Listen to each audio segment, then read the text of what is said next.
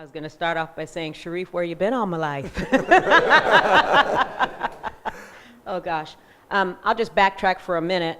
At the Anaheim event, I went to listen to a primary speaker, and I wasn't expecting Cherif to come up on the floor and the content, the topic. And I found myself, I've been to a number of seminars over the years, and I've kind of been seminar dead for a little bit. And you woke me up because I thought, I couldn't stay in my seat. I had to come to Puerto Rico. That was step one. I had to get here. And then getting here, I've gotten everything and more than what I could expect. The idea of clearly trying to understand how to raise, understanding how to raise private money through the syndication. I learned about how to better work with the people that I work with.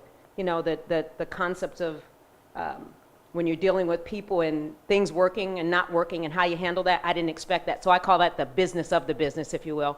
And then the whole deal structuring that came along with it. And so I got a lot of additional tools and, like you said, some channeling. So I really, really appreciate that.